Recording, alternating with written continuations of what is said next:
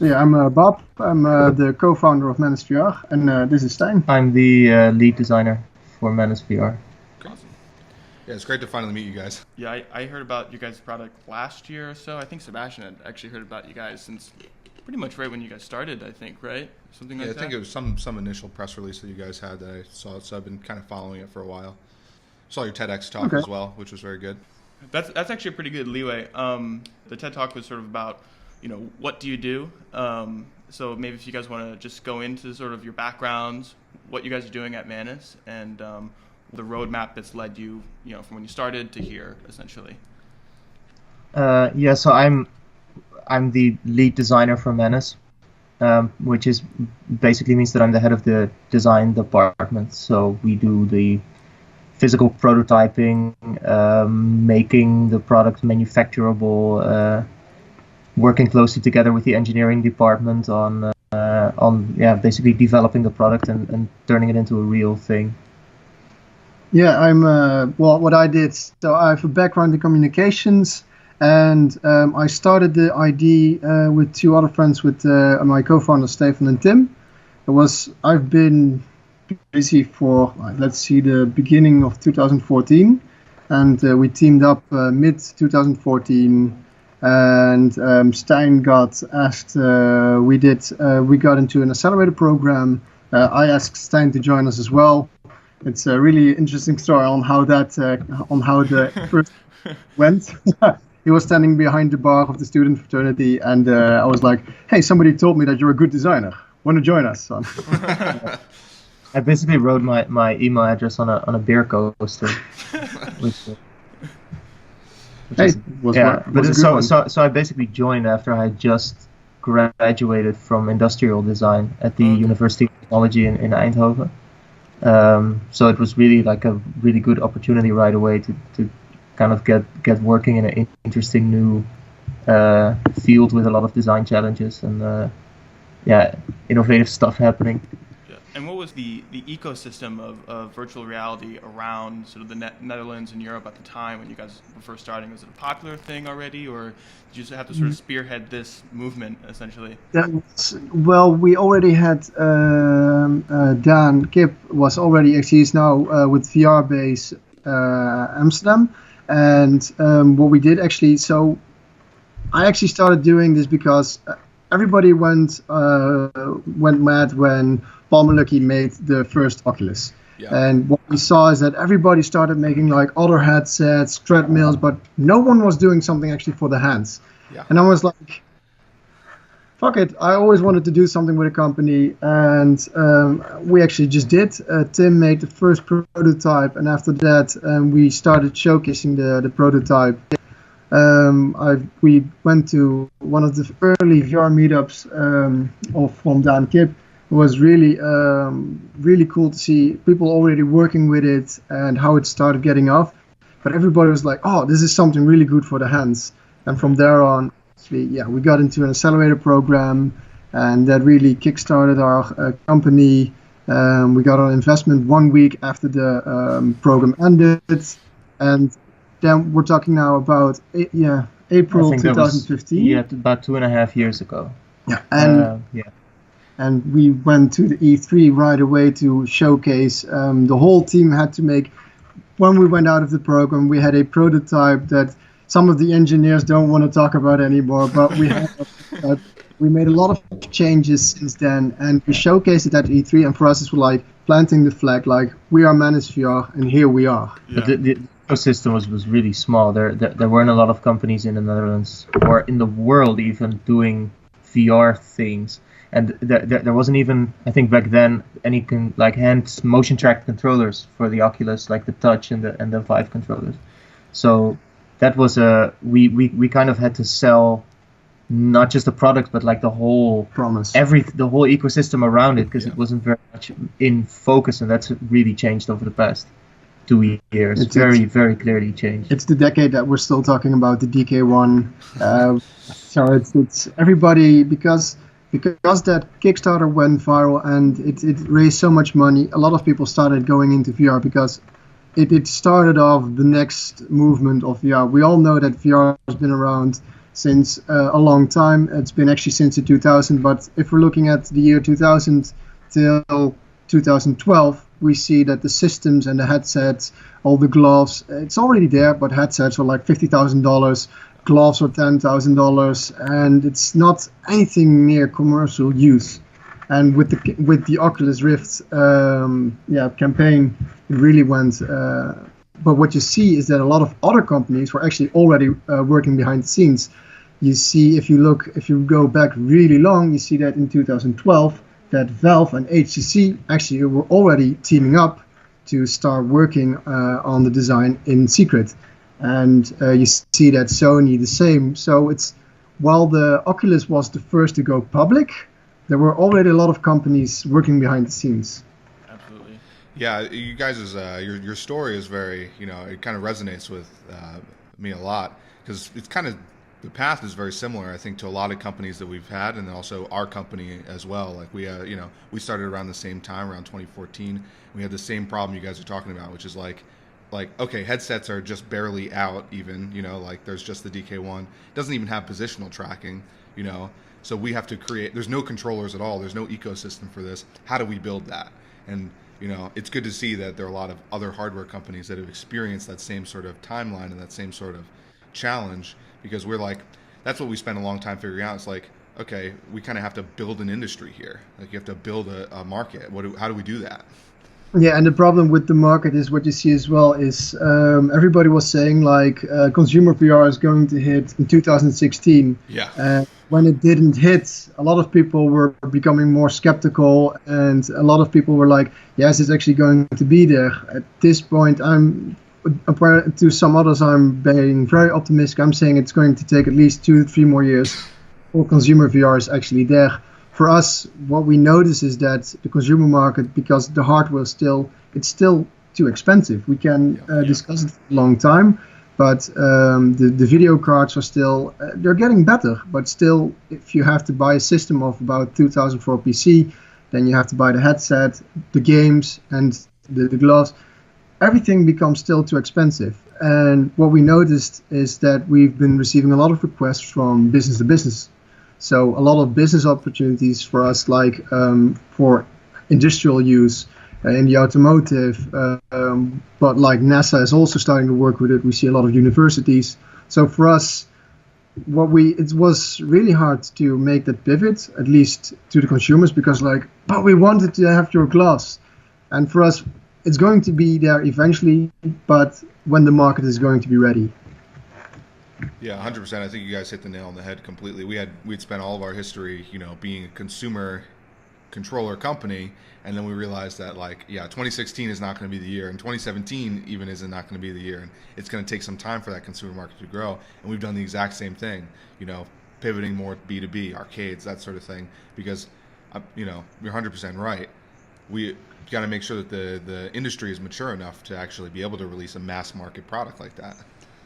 And I think a lot of companies like ours are starting to realize that. I think, in my view, VR as a whole kind of had a false start in a way with Oculus Kickstarter, which is kind of like the result of a platform like Kickstarter, right? It's very consumer oriented, but normally it's not really the way technology is supposed to work. It's supposed to kind of trickle down, from big institutions, military and medical institutions with large budgets to spend to businesses with, they need to get some return on investment, but they also don't really care about the difference between a $2,000 and a $500 video card. Right. And then, it's because that kind of funds the industry itself, it gets cheaper and naturally kind of trickles down to the consumer. What there is consumer VR at this moment. What's really consumer VR is PlayStation VR, because with PlayStation it's its own ecosystem. It's really interesting. Saw an article that PlayStation said there's not going to be a PlayStation 5 in the near future. With the new PlayStation 4 coming out, with the new Xbox One coming out, you see that they improved their hardware so it can actually support the PlayStation VR, which is really interesting but systems like PlayStation already have their own, they have this complete environment, they have this ecosystem of developers that they can pull in. If Sony wants them, they can say okay, these are our developers who are already working with us and are pretty much PlayStation only. So do you want to make this game? You see that with Resident Evil 7, it was a huge success and it went really well. And but it's really interesting to see back how they promoted it and how much time it took for them to actually develop the game, because they did like a teaser during the E3, I think it was 2015, and they did like a promo, only the room, and people were like, they filmed the people, their reaction, and that was needed for Sony to actually, okay, apparently we have something here, and it took them really long, and it almost didn't happen, and eventually they had the game, and it was a huge success. But the problem, what Sony doesn't have as a problem, is that they have their own system. People who are buying a PlayStation will still buy the new one, buy the games, and the interesting thing is it's either with VR support or non-VR. So you have the yes or no, you can still choose. But with the VR game, if you make a VR game like for the Oculus or the HTC, the person will really need the headset, and you cannot play it pretty much without. And that's where it gets a bit tricky, because the environment itself is quite hard already. Sure. Yeah, definitely. I think the other big thing that PSVR has is that, like you were saying, people have kind of a brand loyalty where, like, you know, or same thing of Xbox, you know, when they go into the market, it's like, you know, I had the Xbox, then I bought the Xbox 360, you know, then I get the Xbox One just for the sake that it's the new one that's coming out and that brand that I've come to. So it's a lot easier to get those, you know, millions of people that they have, whereas like with Vive, there's the headset, but that's just the one component, right? You got to buy this computer, and you know, people have some sort of brand loyalty to computer, but really for the most part people are doing VR, building their computers from scratch, right? So it's kind of like, how do you get that whole ecosystem to line up? And I think PSVR is doing it really well. I think you're right. Yeah, and I think it's more going to be an hardware issue, because at some point you need to have games that can run on all the video cards, like that you don't have to buy the latest video card for, let's say, $600, and that you can buy one that works with a $200 video card, instead of having to keep updating your video card to actually be able to play that game, and then you get a niche market. And you see that, like, a lot of the developers with the E3, there was a lot of VR going on, with Bethesda going really big with VR, and it's really good for the business. That's really good for the consumer market, but you still have the issue of the PC, and until they can fix that hardware issue, that everything is stable and that it's at an affordable price, then it will be an issue. But yeah, even if you look like the prices, they said every year the HMDs are going to be down by $100. Each year it's going down by $100. It's not possible at this moment, because they still need to have that return on investment. Yeah, right. It's still not ready. Yeah, I think that's one of the big things about the console guys, is that they have always essentially taken a loss on their hardware and recouped all that money through their games and the deals that they have through that sort of licensing. And it's, you know, is Oculus, is Vive, are these computer manufacturers really in a position to do that? Yeah, I think right now the sort of interesting things that are happening with VR are not really related to gaming, in my opinion. I think that is something that the outside world, and when I mean the outside world, like people who are kind of looking at VR from a distance, are very much focused on. It's usually the first thing that I hear when I talk to people about the glove, like what kinds of games can you play with it. But I think that it's a lot bigger than that. I think that what's happening right now, where there's companies that are not interested in it because they have because they think it's a new cool innovation, or they're not interested in it because they just have to keep up with trends, but because it's very simply, it makes things that they do right now cheaper. Right. It makes designing things in VR, prototyping them in some cases, is cheaper than doing it physically. Okay, that's a really simple decision to make for a company. We'll put in the technology, and those kinds of really basic, budgetary business decisions, I think are much more powerful than really cool games, because that really shows like value in the most literal sense of the word of the technology. And I think that value is right now what definitely we are focused on at Manus, that we try to use that real, like right now value of VR to build something or prepare something that'll become a consumer product later, but a consumer product that we don't even know how to predict, because we're just gonna have to basically stay as adaptive as possible, but make sure that what we are focused on are the applications that are the most valuable right now, and those are really fascinating. They are, but they are a little bit dry for the average person. But they're designing cars and optimizing wind turbines and having conference calls and those kinds of things. Yeah, but you also have a different issue. A lot of companies don't really understand the value of VR yet. What you see is a lot of companies who missed out on the mobile phone buzz. A lot of companies, like a long time when the smartphone came, a lot of companies were like, yeah, this is not going to be anything. And a lot of companies missed out on that. And they have the same thing now with VR. So what we see is that companies are like buying a headset, they are hiring Unity developers, but they don't know why. They are like, yeah, we have to have this in-house. And there it stops because they don't know. And that's what Stijn says. It's really interesting to see with the clients who we are working now with, when those projects go live and that people actually can see it. It's like, oh, so this is what it does. VR is still seeing is believing. If you haven't seen anything, if you don't know what VR is and never had that headset on, you're like, but what does it look like? So you really need to give someone like the gloves, put on the headset, and they're like, oh wow. And that's the instant reaction we get from people who've never done VR. And then they start to see what you can do with it. And then they're like, oh, but I can train my personnel with this. So I can train my engineers. I can use this environment to prototype, to do training courses. I can do, as Stijn said, also I can do other meetings in VR. Yeah, and that leaves you with very interesting data as well, because basically all of those VR systems are really designed to capture as much motion data of the user as possible. And that motion data is very new and unique. We have a lot of data about what people's kind of digital behavior is, but not a whole lot about what people's physical behavior is like.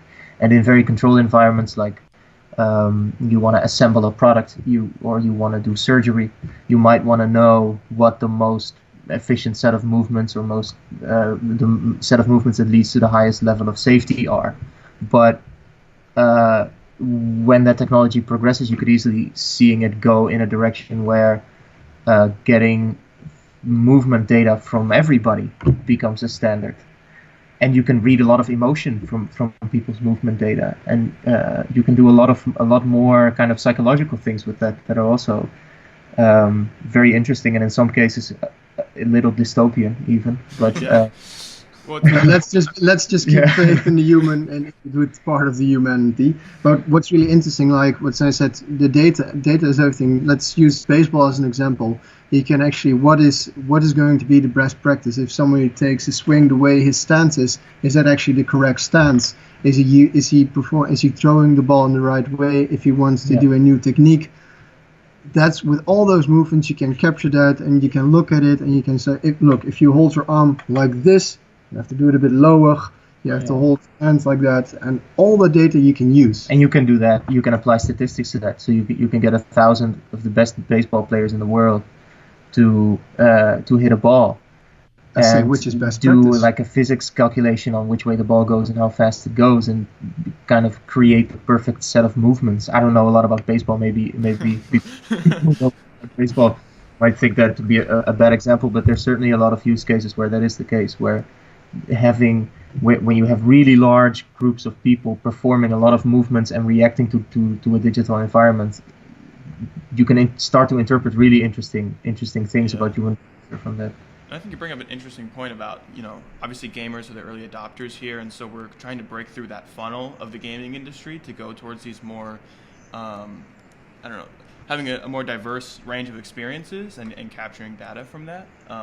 My background is in the music industry and as a musician, so when I see like say the Manus VR glove or other things like that, I immediately, my first thought isn't games. It's like, how can I create art with this, or how can I experience art with this? Yeah. And so that's what I think is a really cool application for your guys' product, but also just virtual reality in general. So yeah. Yeah. I've been thinking about this for a long time, about how like VR can be a creative tool basically, and what those interfaces would look like. Yeah. Because we've theorized with people at conventions about things like you mentioned about music production studios, really big mixing panels, really expensive equipment. What if you could do that virtually and make it accessible to anyone? And then you can start to see a kind of next wave of what the internet did, and what Logic Pro and Fruity Loops and Ableton and those kinds of programs did for music production. And it filled up SoundCloud with all kinds of creative projects. And there you might start to get a kind of next level in that, where people get access to even more sophisticated tools for free, or for a very low price that would have cost thousands of dollars or tens of thousands of dollars before. And especially when you add the internet to the mix there, if you find out a way to properly browse a kind of VR version of the internet on top of that, then you're gonna see probably a really cool explosion of things happening on the virtual reality version of the internet, with all of those kinds of tools and image editing and 360 videos and music. Right. I'm really looking forward to that. Yeah, I think that virtual reality is really cool. Just like the analogy of the internet is pretty good, because I think slowly there are companies like your company or our company or those who are working on music or whatever, in VR, that are slowly using virtual reality to change these individual industries. And eventually, there'll be the killer apps and things like that, but people will, before even a lot of people realize that virtual reality will have changed the way that we all live, in the way that the internet kind of did before people even realized, and then applications like Facebook came out. So that's what I'm pretty excited for. Yeah, what I really find interesting as well, so consumer VR is going to take a while, but you see a lot of VR arcades coming up. And that is really good, because in the meantime, before actually the consumer will be able to, because the systems are too expensive, but the VR arcade offers multiple experiences, has different games that you can try out. What I was actually before the talk, before we started, I was discussing with Stijn, your gun is really good for arcades like Time Crisis types of games. I would love to play in those kinds of games, because I really like those arcades, and it's really cool if you can be like new Time Crisis game with a gun, and in VR, because normally you just look at a big screen, but if I'm really there, it makes it a lot interesting. Yeah, definitely. Yeah, so this is probably a really good segue, I guess, into future applications for you guys. Well, right now we're working on making the glove available. That's the main challenge that we're focused on.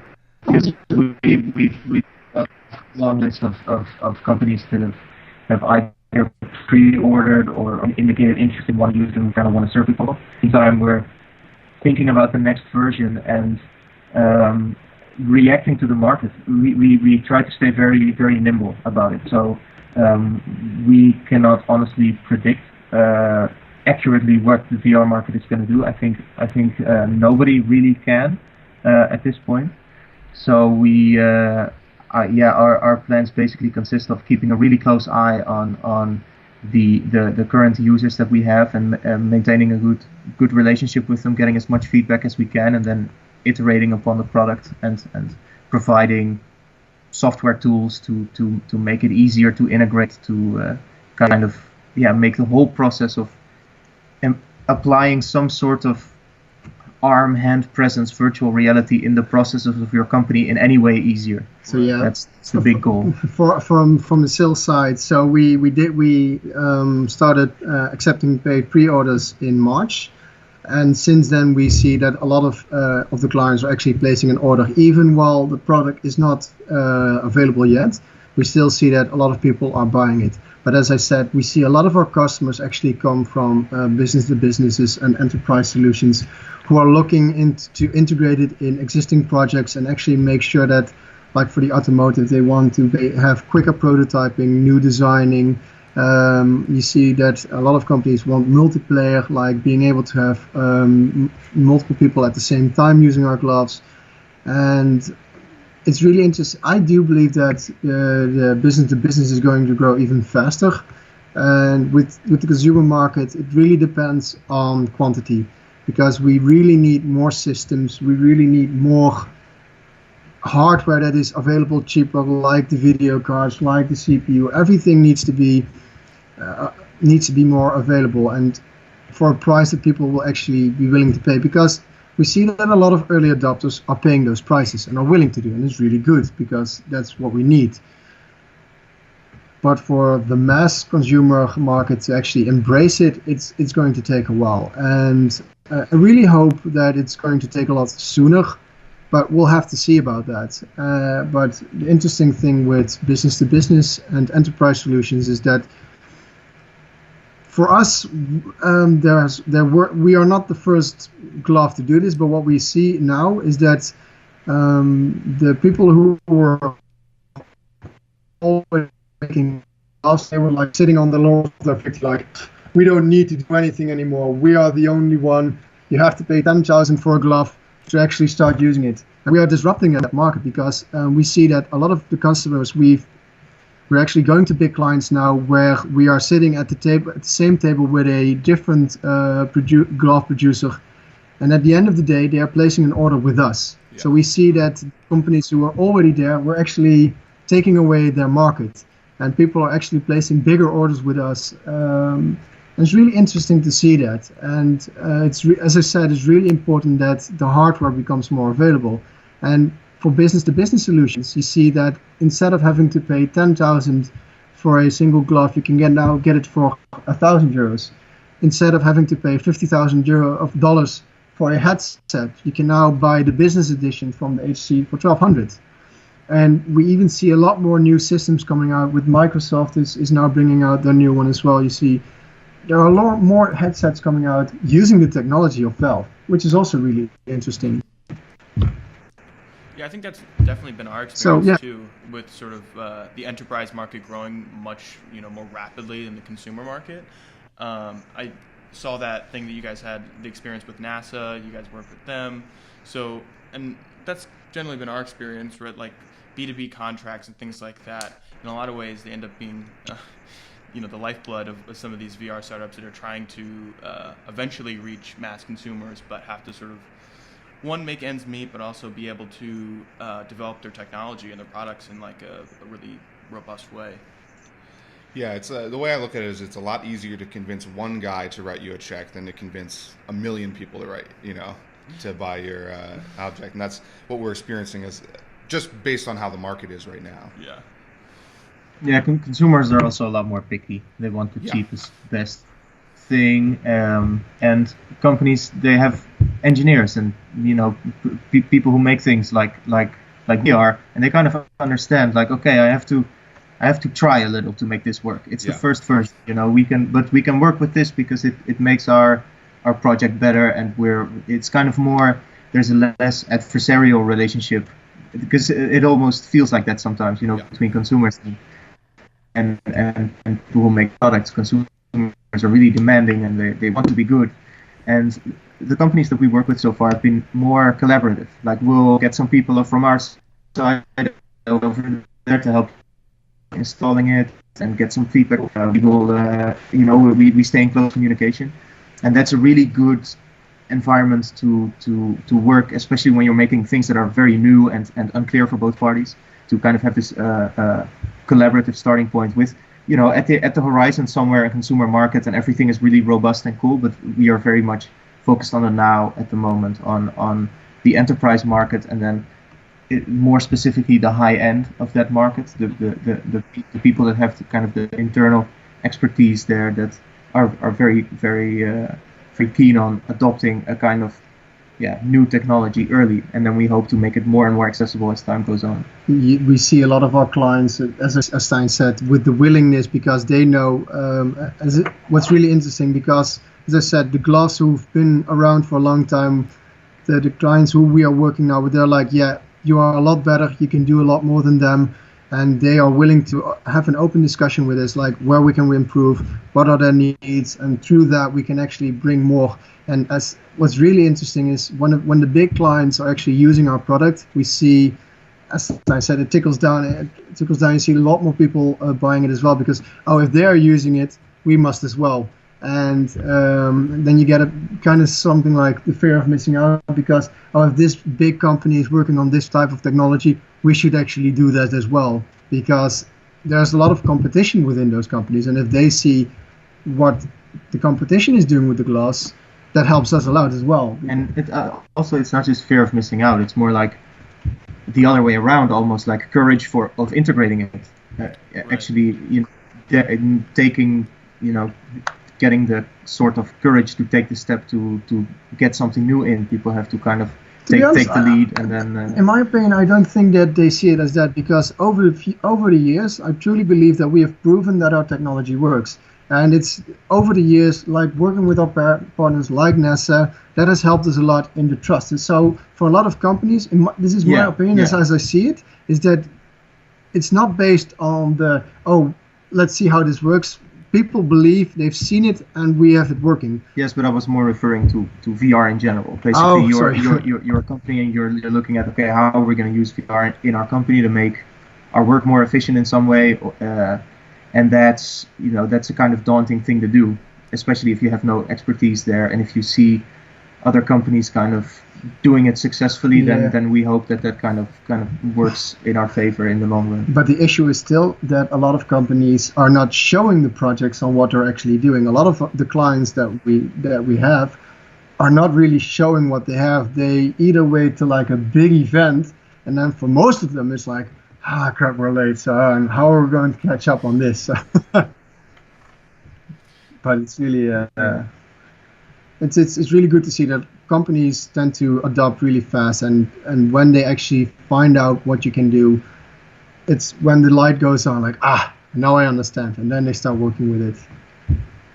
Yeah, definitely.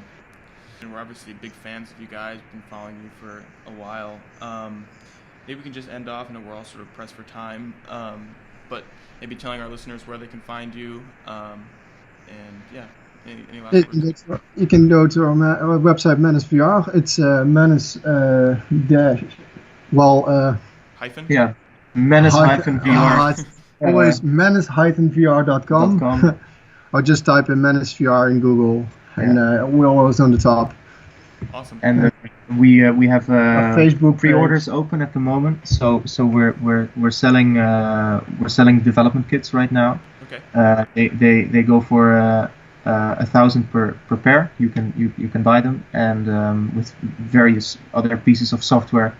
We have a Unity and Unreal plugin which offers the complete hands and arm models, and we have a motion capture, motion builder license for mocap. And we also offer for companies like a 1-year technical support, which offers 25 hours of real dedicated support.